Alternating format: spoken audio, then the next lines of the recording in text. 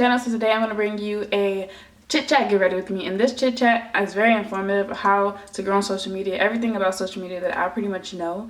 And if you have any more questions, you can leave them down below because I'll surely get to them. I did my hair as well, so I hope you guys really like it. This is kind of different for me. I'm also transitioning to be more fashion based, so check out my other videos. And yeah, let's just get right into this video. So today I decided I'm going to be answering all your questions. I get this question so much about social media and how to grow on social media, and try to answer most of you guys' questions. Also, if you have any more questions, leave them down below so I can get to them. So first I'm going to start off with my hair. I really don't remember where this wig is from. I'm wearing an old wig. My crimper, which is the Ion crimper. Also, I already have a video on how to grow on social media, but I'm just going to do like kind of like a 2021 version of growing on social media. So the first thing that has to, like, for you to grow is you basically have to just start by taking pictures all the time. That's what I did, and it depends on what you're trying to do. So for example, if you're trying to be beauty, then you would maybe do your makeup on each day and then take different pictures for makeup looks. So say if you wanted to be like a makeup influencer, if you wanted to do fashion, then you would get together outfits that you normally wear and you would take pictures in that. And I went into depth a lot on that video, so I talked about how important location is, how important lighting is, how important everything is. So if you want to check out that video, because those are definitely things that I think are really important. I sometimes take pictures inside with my ring light and my iPhone 10. Also take pictures outside in natural lighting with my iPhone as well, and I do that by myself by just putting a tripod and a remote. I have another video on how to take my pictures as well, so all these videos will be linked down below. But growing on social media in 2021 right now, you really just need to be consistent, and you have to have really quality content because there's a lot of people doing the same thing as you, so you need to get someone's attention of why they should basically be paying attention to you. I feel like it's not too hard, but it can get discouraging waiting, and if you're not doing it for the right reasons, then you won't really grow as much. Growing is like really just being consistent at what you're doing, bringing quality content to people, and also looking at your insights. So make sure your page is a business page. By doing that, you can see your insights. So you can see like who's coming to your page, like what kind of demographic you have, what's the best time to post. And those things really help you when growing, because now you know like, oh, at this time I can really post and it'll do way better. So this is specifically for Instagram, and I'm like talking about Instagram because I feel like that's the most questioned because I have the most following on Instagram. But also for YouTube, it's really the same formula. You just have to be consistent and make good quality content. If you see something that's really like trending right now and it's within your like market, like for example, if it's a fashion video trending and I'm doing fashion, I'm a fashion person, then I'm gonna probably hop on that and put a little spin to it so that new people can come to my channel, and make sure I'm using the tags under my video. I'm using everything that's going to really help me. So I hope this is making sense to you guys. Each platform has a different thing, but as long as you're consistent on each platform and giving really good quality content, people are going to gravitate towards you. So understand, like, because when I was growing, it was a little frustrating trying to wait for people, and I still get a little frustrated when I'm wanting something from social media. For example, if I want like more brand deals and I don't see them, I get a little frustrated when it doesn't come immediately, but that's because we live in the world of social media, so you have to be a little patient. Patience goes a long way, and just hard work. I'm gonna just keep crimping a few pieces. Also using hashtags. I kind of stopped using hashtags, but hashtags really help. So I heard that like using 5 hashtags is the perfect amount of hashtags, and make sure your hashtags are not like 2 billion people are using them, you know. Make sure like you try to use hashtags that are maybe like about 500k is like pretty good, like and below. Like make sure only those people are using that, because then you'll just get lost into the hashtag if a heck of people are using it. I would just say, and also like try to get support from your friends and to share your posts, because the more better your post is doing, then the more engagement that Instagram will push your post out. And Reels really help right now, because Instagram Reels are just something that is like, they're trying to compete with TikTok. So whenever there's a new feature on Instagram, you really want to use that to your advantage and try to hop on it and make it. You see the difference from this side and this side? Like I really like this side because it looks kind of cohesive. Clips just remind me of how like when you get your hair, like deep wave hair out of the box. An Instagram feature that really helps, like whenever they use a new feature, that really helps. So getting the most engagement on all of your posts will really help you grow. Engagement is like really key. So just understanding your demographic will really help in it. Engaging with your audience, like for example, having captions that are definitely engaging.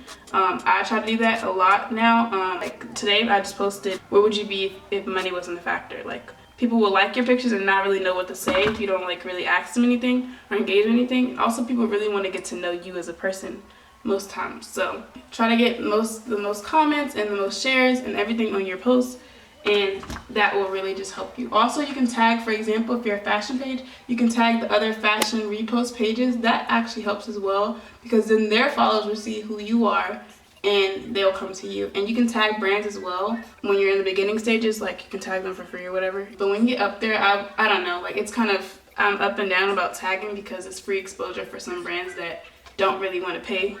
Take that to your advantage, or you can leave it as well. It's up to you.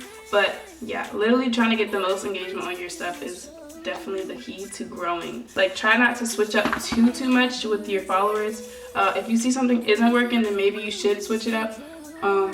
But you need to give stuff a little bit of time as well to work its magic. Okay, so basically the breakdown of what I just said. I know I said a lot of information, so hopefully you guys are getting it all, like soaking all the information in, and it's not making too much, like it's not too confusing. But growing on social media is really all about engagement, and with that you need to be consistent and you need to have really good quality content. Like think about the things that you like to see on your feed, and you just implement that into actually produce. So if that makes sense, like for example, I follow a lot of fashion pages, so and I see how they take their pictures. Most times they're really well lit, they're in a background that is really nice. I learned that like even with fashion pictures, they even match their outfit to their background to make it pop, like, or their background is pretty plain so their outfit can really stand out. So you take in what you see on Instagram and you kind of implement it into your own style. And polls on your IG story really help. Like I don't know why, but like it really increases my story views a lot. And if you just say like new post or whatever after you've done a poll, it's like really cool. That's really engaging. I found that like cool polls are like, for example, that everyone can relate with. Like for example, I did one that was like Colgate or Crest. I was actually genuinely interested in the answer, and that got like a lot of views. And then I can say like after that something else. For example, push my post, and people will see it after they have voted on my poll. Good quality doesn't mean like you need to have the best technology or whatever. Like I really want the iPhone 12, but that doesn't mean like I'm gonna stop myself from producing content because I don't have the iPhone 12. Another question I get is like how to get brand deals and like how to get brands to kind of like, I guess, notice you. So I would just say like what I was saying before about tagging. You can use that to your advantage, and as far as like working with them, you can say, oh, I've used your product before and my audience really liked it. I would love to work with you. You can reach out to them. Or you can also just make sure you have your email always in the description of your YouTube video or in your Instagram bio as well, because that really helps. And if you do have that, then brands will definitely reach out to you. If they see you're doing good, using hashtags to get more people to see you. I think that really just helps, like getting brand deals and negotiating your price for brand deals. You can look on Social Blue Book, I think it's called.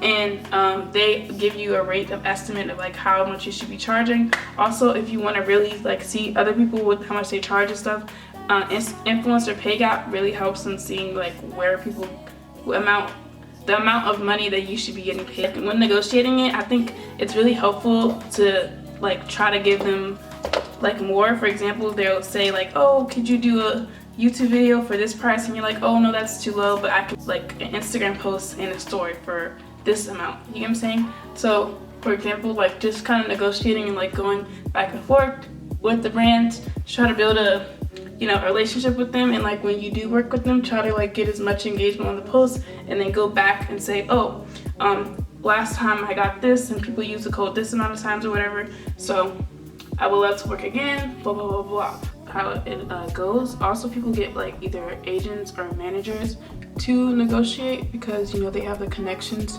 to work with their brands, and they can like see who else is working with them, and like just know of everybody else who's working with influencers and can get you more brand deals and can guarantee that they pay your rate or something very similar to your rate.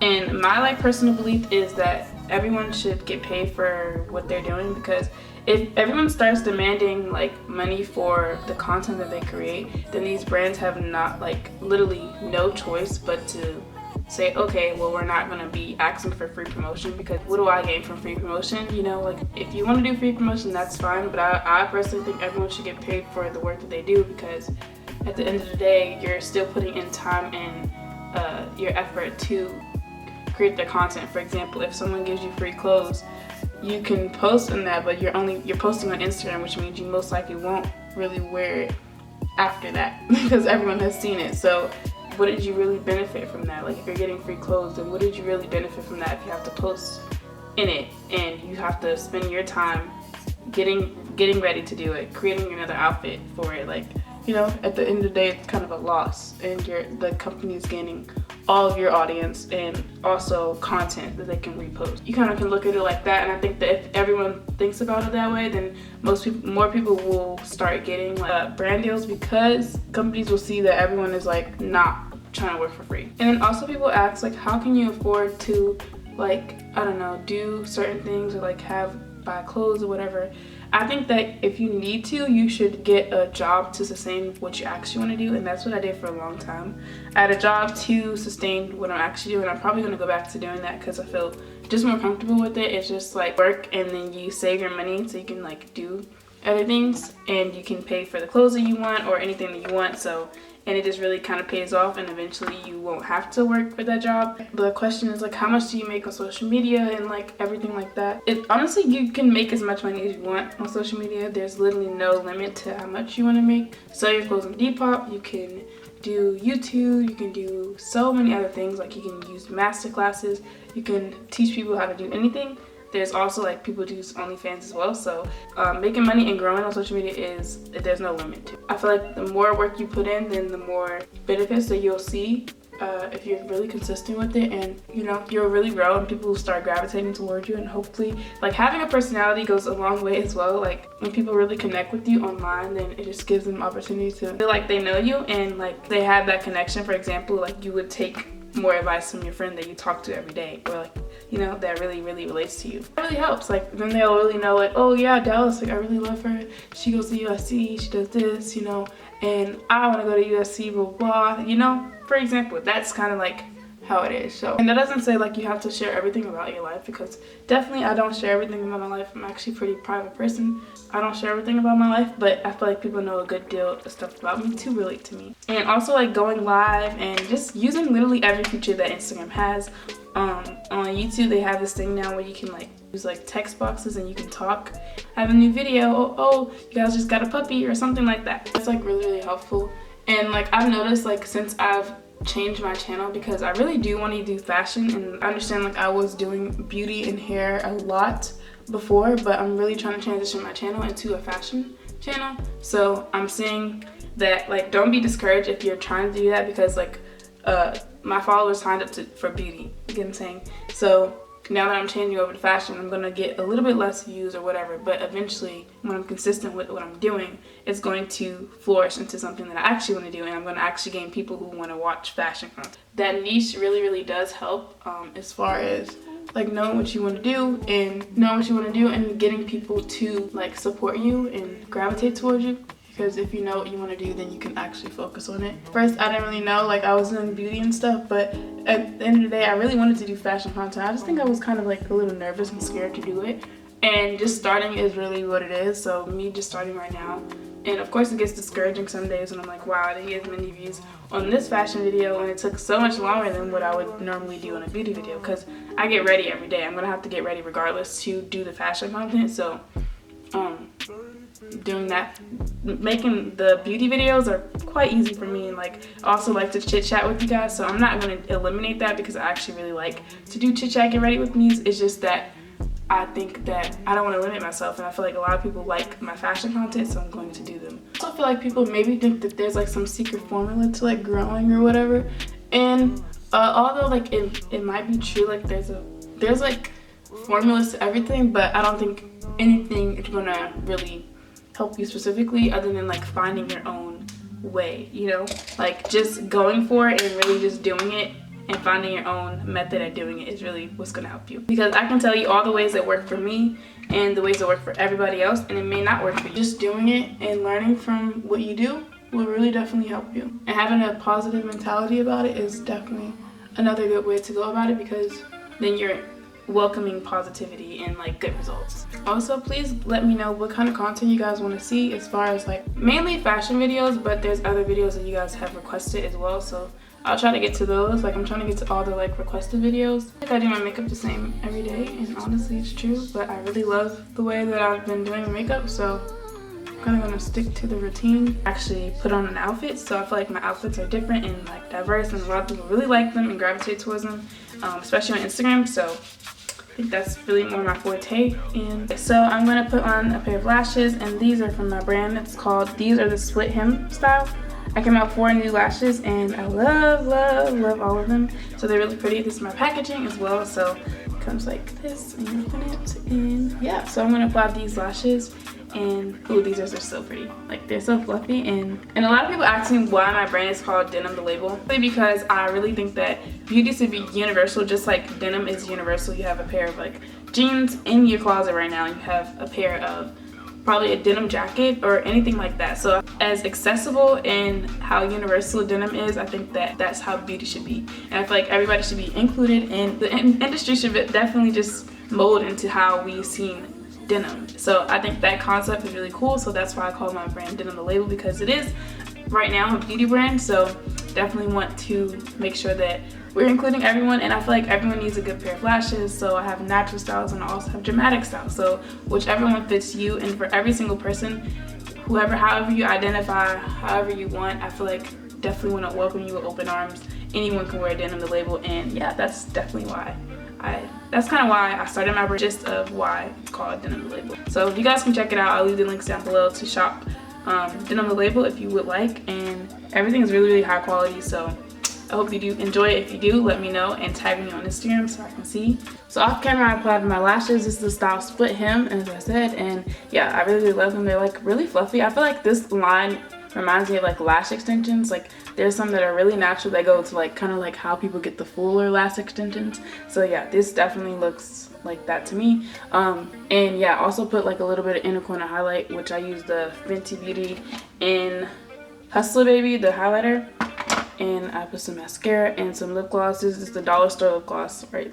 Like, literally. Okay, that's pretty much it for this video. So I hope you guys enjoyed it, and I hope you guys really learned something from this video. Please let me know if you did learn something, and let me know any more information you would like to know down below in the comments. Also, give this video a big like and subscribe to my channel for more videos and more of me, more fashion content, more also, I don't know, informative content as well. And following all my social media links, they'll be down below. And yeah, I'll see you guys next time.